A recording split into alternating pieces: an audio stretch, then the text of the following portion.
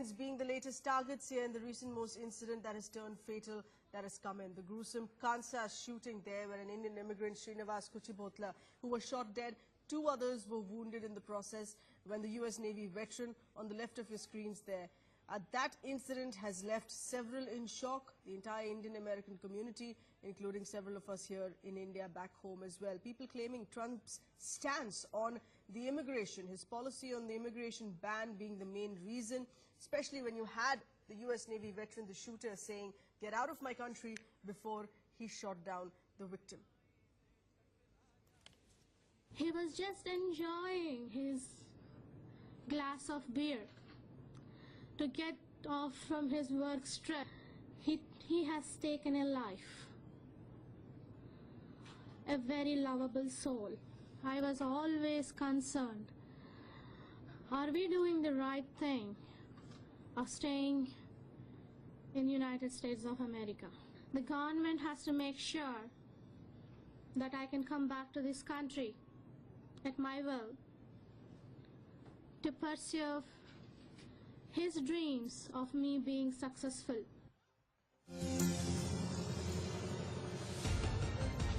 And further breaking inputs, our Foreign Secretary, Mr. Jaishankar, is to visit the United States later this month, 28th of February. Of course, top of the priority, of course, to take up India's concerns over the possible clampdown on H-1B visas and now, more importantly, safety of Indians as well. Effectively, we are going to be looking at a 2-point agenda, which is going to be the top of the priority of a meeting of the foreign secretaries of the 2 nations that needs to take place. Geeta, our Foreign Affairs editor, getting us further inputs. Also, our Deputy News Editor Ritangshu Bhattacharya with those details. Ritangshu, it's already been outlined. These are the 2 main concerns, but now more importantly, of course, the safety of Indians, the very well-being of Indians there in the US. Yes, indeed. Now, the Foreign Secretary was indeed scheduled to make a visit to the United States from tomorrow, from day after tomorrow, which is the 28th of February. But we understand right now, in the light of the recent concerns that have happened, especially over Donald Trump, U.S. President, indicating that he is going to come down severely on the number of H-1 visas issued, as well as the rising concerns over the safety of Indians, it seems more and more likely for the government to now step in and demand explanations from the Trump administration of the concerns by the central government of India over both these key issues, sir.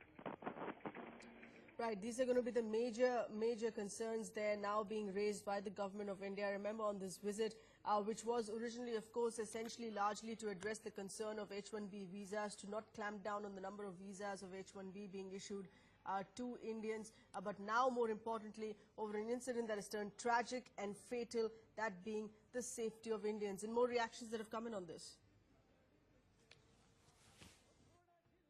I'm afraid whether media would be managed by him or his administration, and even would be managed by him or his administration, and even the international community doesn't seem to be very happy with the steps that Trump is either speculating or initiating.